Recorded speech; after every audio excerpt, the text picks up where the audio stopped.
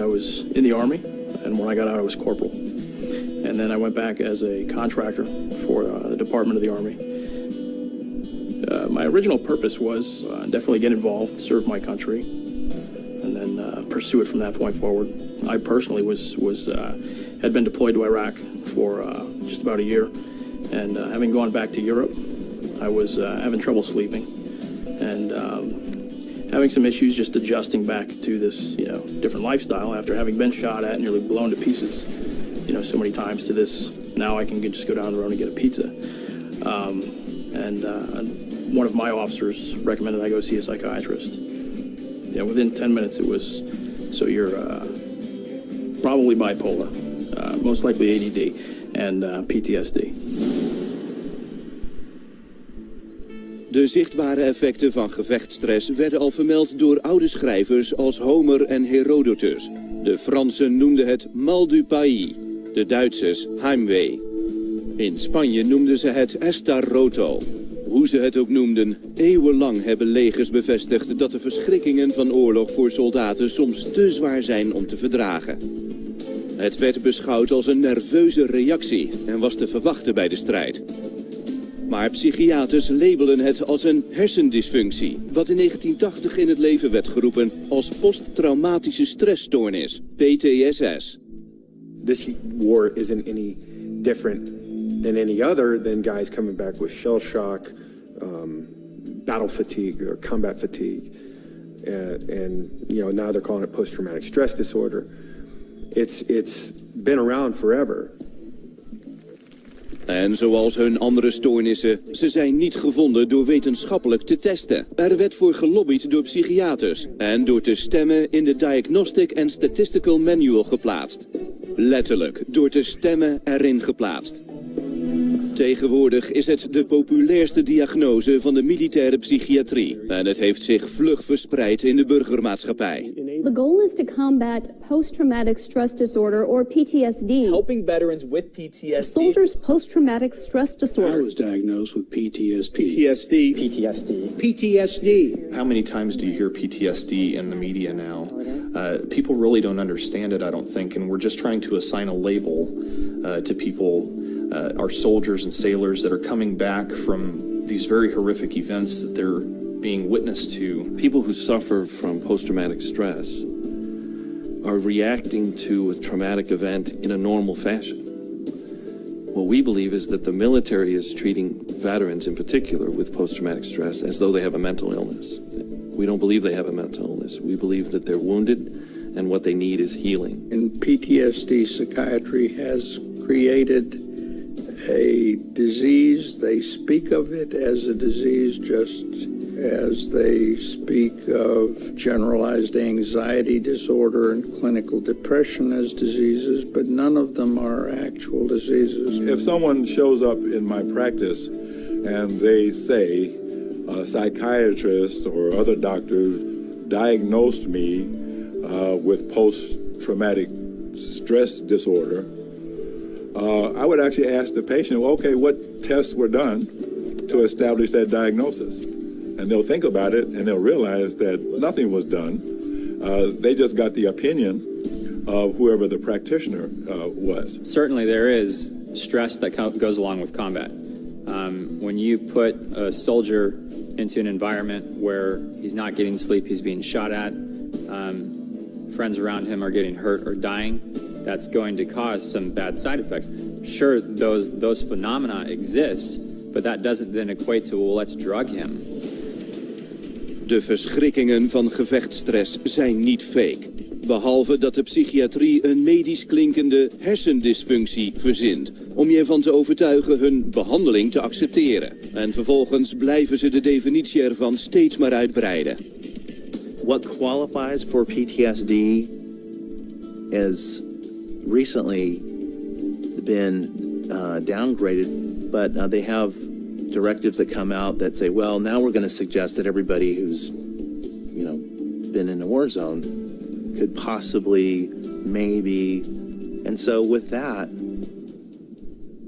anybody qualifies. What I saw with the new privates coming in is they were just out of basic training and they were given psych drugs for PTSD, for being in basic training for 9 weeks. I was diagnosed with PTSD because I came back and I was a little jittery, and it's just, I guess they said that I had PTSD from that, when it was just I was still kind of trying to assimilate back into the scene of not being in combat, of not being over. The determination that I had PTSD was almost made before I even walked into the office. They told me that it was clear that I had post-traumatic stress disorder and that I needed medication to fix it. Nearly every soldier in my company was diagnosed with PTSD. Nearly every soldier. Er zijn 175 verschillende combinaties van symptomen die een psychiater kan gebruiken om jou met PTSS te diagnosticeren. Het is dan ook geen verrassing dat 37% van de recente oorlogsveteranen ervoor behandeld wordt. Als ze eenmaal gelabeld zijn, zal 80% van hen psychiatrische middelen krijgen. En van deze gedrogeerde veteranen wordt 89% aan de antidepressiva gezet en 34% aan krachtige antipsychotica. Zelfs nadat een van de top PTSS-psychiaters er een onderzoek naar deed, waarna hij concludeerde dat antipsychotica niet werken. Just because a medication can be widely prescribed doesn't mean necessarily that it's really helpful overall for the symptoms of post-traumatic stress disorder.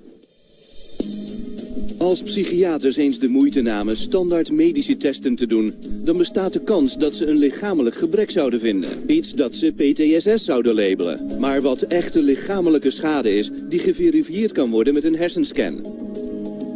Het wordt traumatisch hersenletsel genoemd. En er hebben naar schatting 320.000 soldaten aan geleden. Traumatic brain injury is an injury to the brain itself, either caused by a concussive blast or a closed head wound. There's some difficulty determining between traumatic brain injury and post-traumatic stress because the symptoms tend to mirror each other. Inability to focus, short-term memory loss, difficulty with rage or anger. You're talking about a physical injury, an actual brain injury, as opposed to a mental health, a condition. You know, it's the two absolutely, totally separate things. I'm handling a Gulf vet who's got traumatic brain injuries. He's labelled with PTSD, and he's got a lump of shrapnel in his head. You know? So, hang on, you don't get lumps of shrapnel flying into your head and embedding in your skull do not leave you with no effect on the brain. The brain's going to take a real hammering from that sort of thing. Natuurlijk vinden de meeste psychiaters traumatisch hersenletsel niet, want ze testen er niet op. In plaats daarvan, terwijl het werkelijke probleem escaleert, maskeren ze het allemaal met medicatie. Wat dingen er veel, veel erger op kan maken.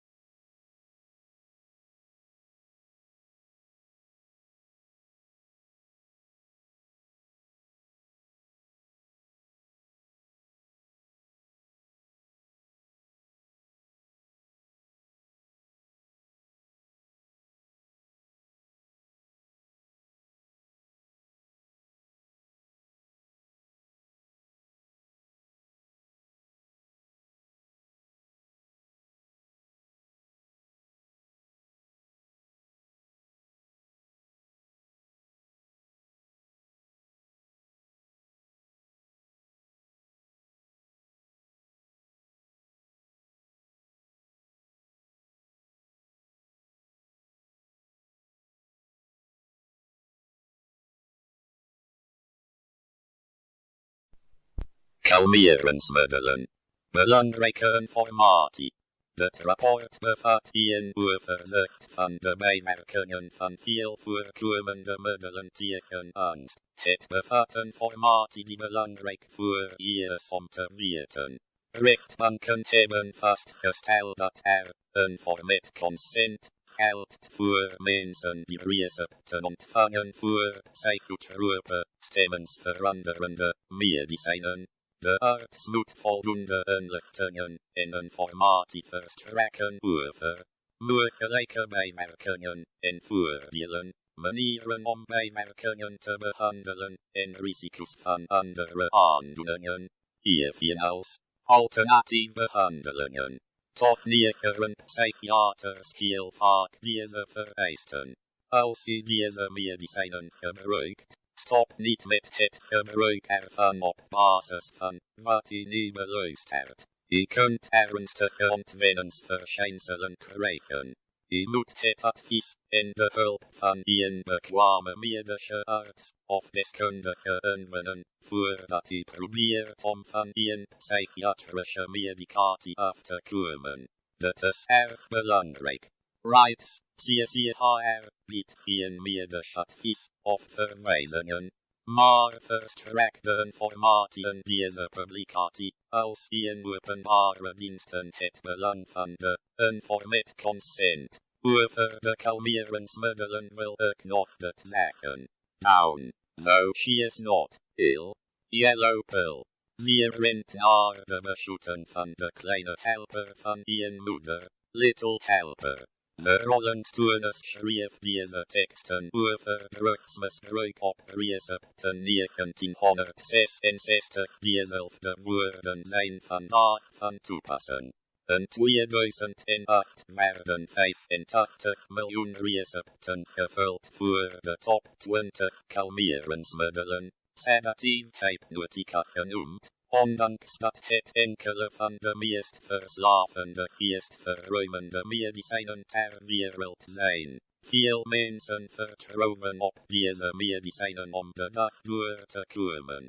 Als je een van deze mensen bent, of een vriend of geliefde hebt, heb je de informatie nodig in deze kleine lezen. Ik verloor een jaar van mijn leven. De medicijnen maakten dat ik meer depressiever, explosiever en suicidaler voelde, zei een voormalige Xanax-gebruiker. Vlak voor mijn zoon ging ik staan om de hele fles Xanax te nemen, zodat mijn familie mij niet meer hoefde te zien huilen. En het verslag van een tiener geeft een idee van de gruwel die gepaard gaat met het afkicken van Valium en Seriapax. Ik kreeg een kalmeringsmiddel voorgeschreven voor angst, waaraan ik snel verslaafd raakte. Toen ik over de bijwerkingen klaagde, verhoogde de psychiater eenvoudig de dosering, of voegde een andere kalmeringsmiddel toe tot het punt waar ik 30 pillen per dag nam. Toen ik voelde naderen, werd ik bijna moorddadig. Ik pakte messen uit de keuken om anderen of mezelf kwaad te doen. Ik kon niet slapen. Ik dacht dat ik doodging. Toen mijn huisarts hierachter kwam, vertelde hij me dat het gevaarlijker was om ervan af te komen dan mij terug te trekken. Afkicken van psychotrope medicijnen is veel gevaarlijker dan afkicken van straatdrugs. Hij kikte me langzaam van de drugs af. Het was 6 maanden hel. Psychiaters vertellen je zelden dat je in 14 dagen van regelmatig gebruik verslaafd kunt raken aan kalmeringsmiddelen. Ze vertellen je ook niet dat het stoppen met deze medicijnen langer duurt en vaak moeilijker is dan het stoppen met heroïne. Typische ontwenningsverschijnselen van afkikverschijnselen omvatten depressie, zweten, krampen, misselijkheid, psychotische reacties en toevallen. Er is ook een aanzienlijk gevaar voor een overdosis.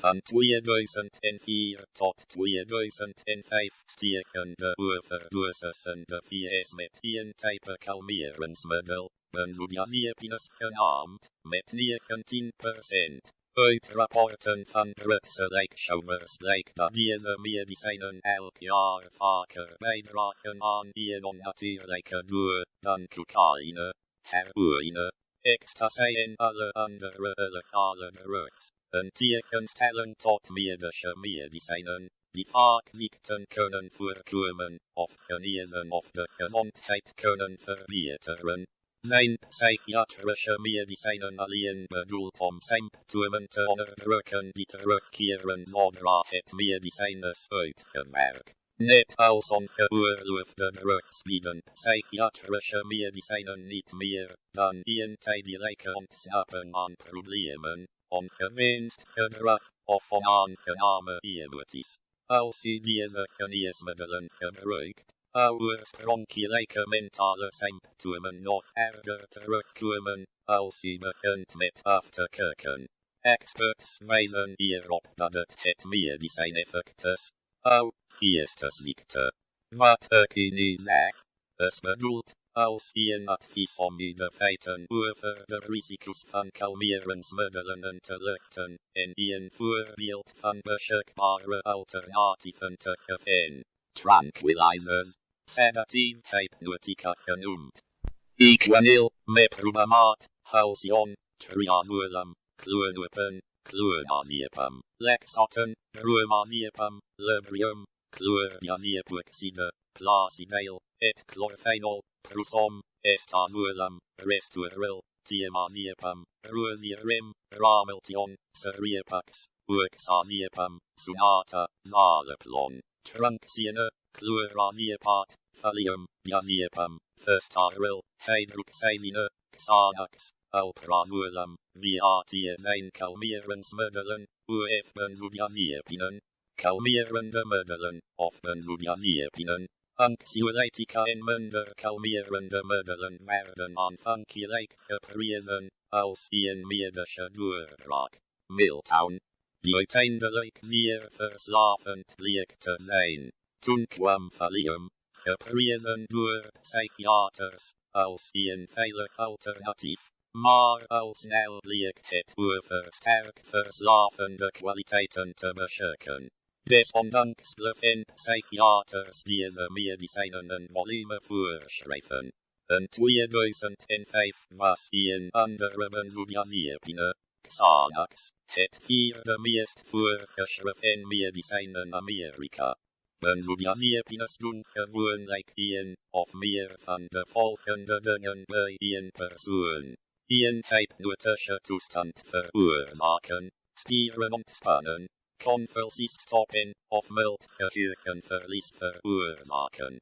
Ze werken ook als sedatieve op het zenuwstelsel, dus maken ze mensen meestal slaperig. Dat is de reden waarom artsen u waarschuwen niet te rijden tijdens het gebruik ervan. Tegenwoordig hebben wereldwijd minstens 20 miljoen mensen deze kalmerende middelen voorgeschreven.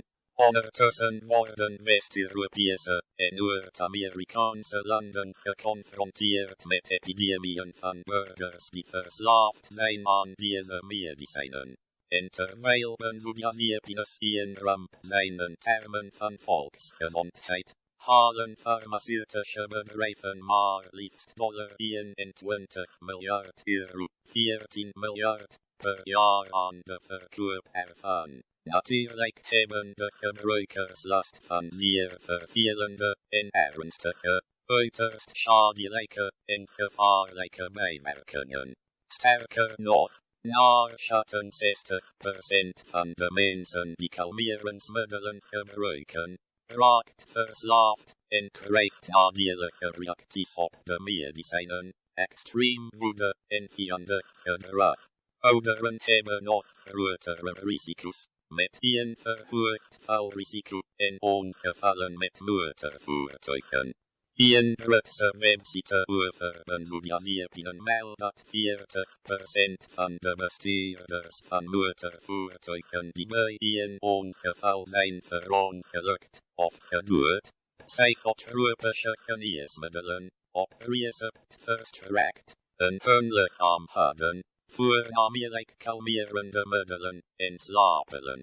Sterk beïnvloeden psychotropische drugs het lichaam. Je lichaam bestaat uit chemische verbindingen verkrijgen uit voedsel, zonlicht, de lucht die je inademt en het water dat je drinkt. Er zijn miljoenen chemische reacties die constant voorkomen.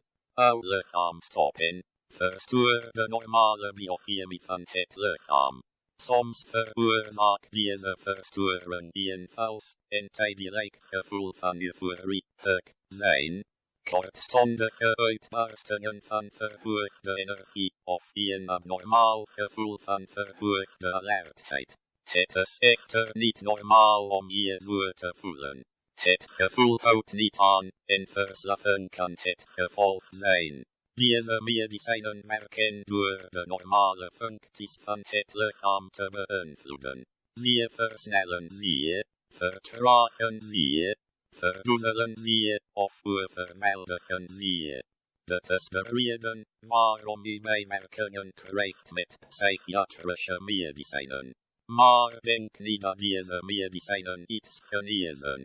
Uw problemen te verdoezelen of te maskeren. Ondertussen hebben ze de neiging om je lichaam te verslijten. Zoals een auto op raketbrandstof.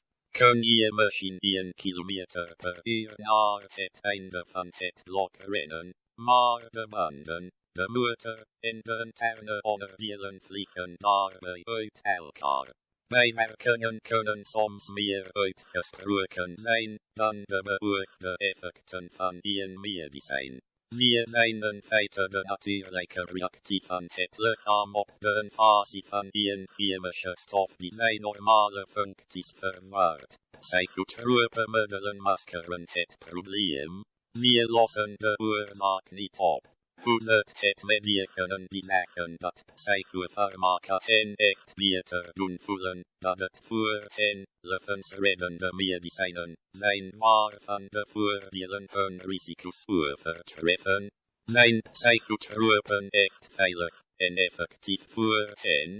Wat uiteindelijk gebeurt, zegt Dr. Google, medisch directeur van het gezondheidscentrum, is dat iemand zich een tijdje goed voelt en dan heel vaak zijn dosis verhoogd moet hebben. En dan voelen ze zich een tijdje goed en moeten ze het misschien weer laten toenemen. Of misschien wisselen ze van medicatie of psychiater. Dus het is zo'n soort verhaal. Als je niet echt aan de wortel begint van wat er aan de hand is. De bijwerkingen via een benzodiazepines, slapeloosheid, luchtgevoel in het hoofd, onvrijwillige beweging, angst, vermoeidheid en moeheid, misselijkheid, streepdraken, diarree, geïrriteerdheid, duizeligheid, zwakte, onvastheid, slaperigheid, verlies van spiercoördinatie, hoofdpijn, spierpijn, onduidelijke spraak, verwarring en desoriëntatie. Depressie, verminderd denken en oordelen, geheugenverlies, vergeetachtigheid, maagklachten, wazig of dubbelzien. Langdurige bijwerkingen. Langdurige gebruikers van benzodiazepines zijn vaak depressief. Depressieve symptomen als zelfmoordgedachten en gevoelens. Benzodiazepines kunnen ook emotionele afstompen of gevoelloosheid veroorzaken. Het medicijn verlicht de angst, maar het blokkeert ook gevoelens van plezier of pijn. Meer zeldzame bijwerkingen zijn obsessie, vijandigheid en woede, agressief of impulsief gedrag en hallucinaties. Stuiptrekkingen. Waarschuwen. Als u abrupt stopt met het gebruik van benzodiazepinen, kunt u ernstige ontwenningsverschijnselen ervaren. Deze omvatten verhoogde angst, slapeloosheid, verwarring, hartkloppingen, zweten en beven, waarschuwen bij zwangerschap. Gezondheidsautoriteiten waarschuwen dat we mogelijk niet veilig zijn voor zwangerschap tijdens de eerste 3 maanden, omdat sommige onderzoeken een verhoogd risico op geboorteafwijkingen aantonen. Een echte criminele drug is. Een ander benzodiazepine dat de aandacht heeft getrokken van veel media-aandacht is rohypnol, flunitrazepam, dat algemeen bekend staat als de verkrachtens, aanrandens en seksdrug, vanwege zijn betrokkenheid bij vele aanrandenszaken in de afgelopen jaren. De medicatie blokkeert gevoelens van plezier of pijn. Bijwerkingen zijn obsessies, agressie, vijandigheid en woede. Regelgevende agentschapswaarschuwingen oktober 1991. De Britse regering verboden benzodiazepine-halsjon vanwege de potentieel gevaarlijke bijwerkingen, waaronder geheugenverlies en depressie. Maart 2005. De Gezondheidscommissie van het Britse parlement heeft bevindingen bekendgemaakt van haar onderzoek naar benzodiazepinen, waarin staat dat bijwerkingen, overmatige sedatie, verminderde aandacht, geheugenverlies en soms hardnekkige afhankelijkheid omvatten.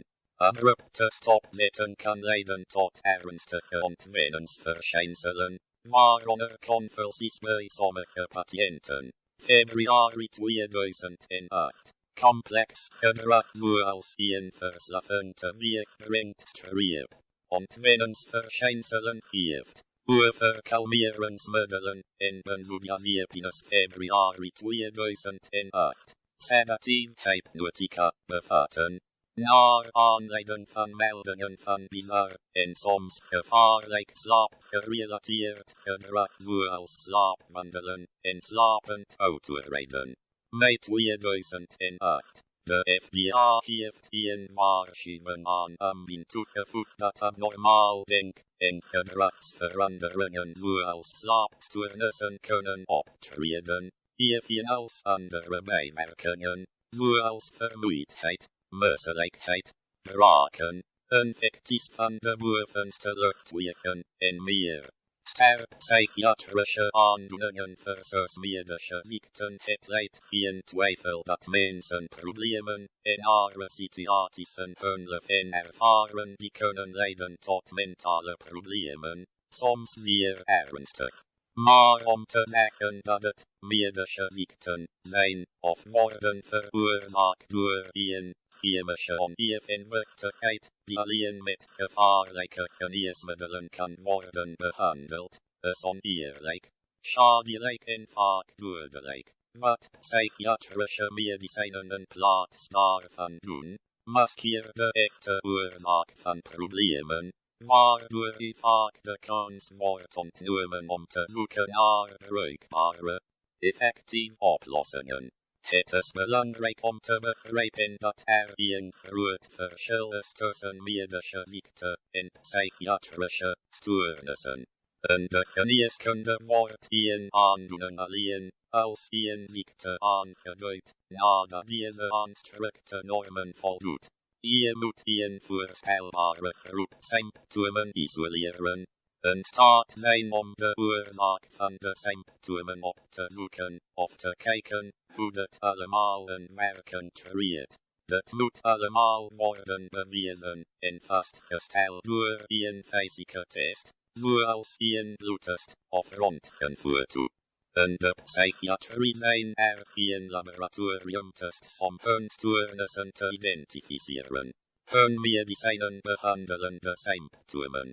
Een patiënt kan bijvoorbeeld symptomen hebben zoals koude rillingen of koorts. In de geneeskunde zullen tests worden uitgevoerd om uit te zoeken welke fysiek waarneembare ziekte die veroorzaakt, zoals malaria of tyfus.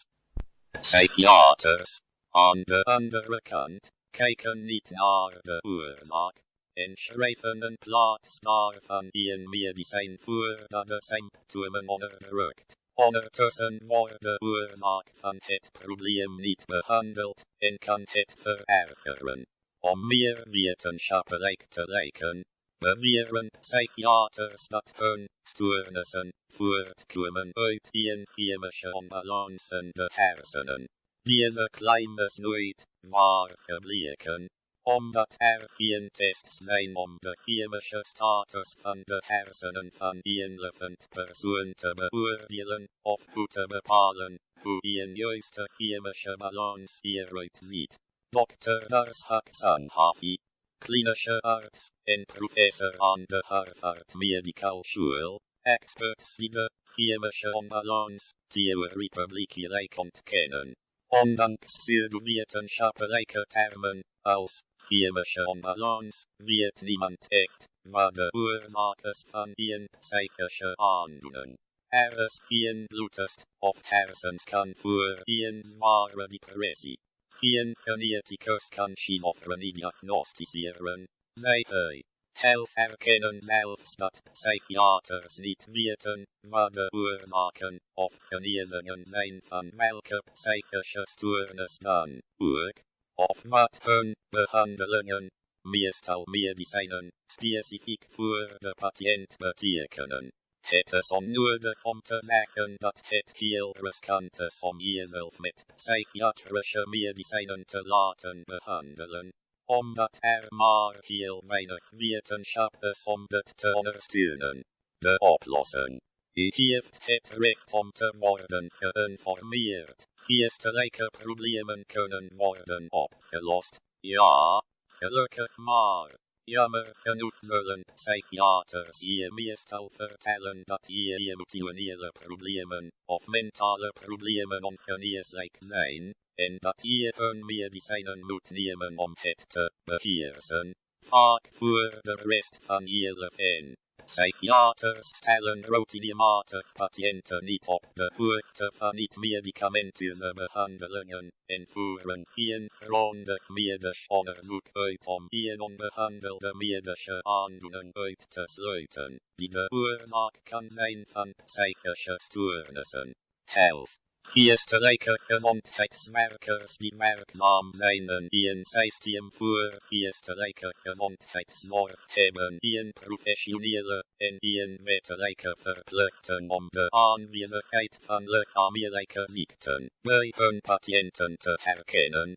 Fysieke ziekten kunnen een patiënt veroorzaken mentale stoornissen of kunnen een mentale stoornis verergeren. Er zijn veel te veel werkbare alternatieven voor psychiatrische behandeling om ze allemaal hierop te noemen.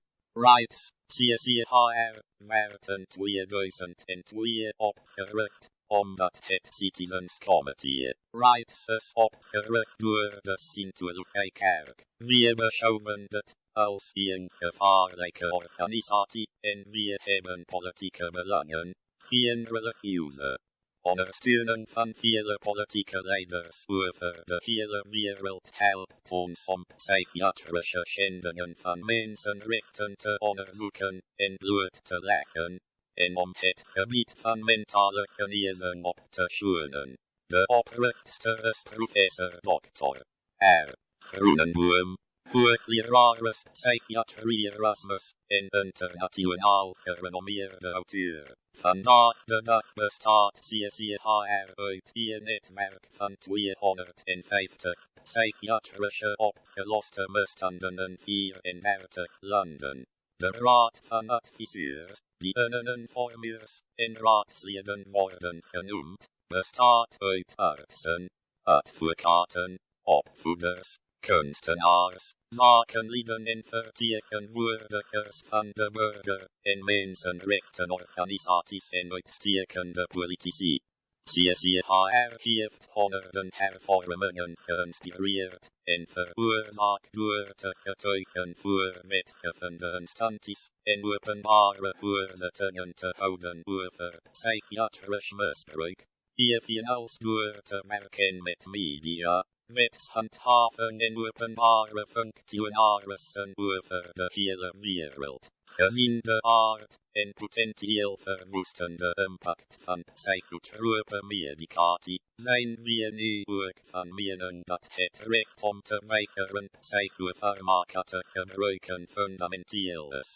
Hooggerechtshof van Alaska, 2006. Service CCHR bij 4mail.com 0032927 Honey-connection-code 793903190560585.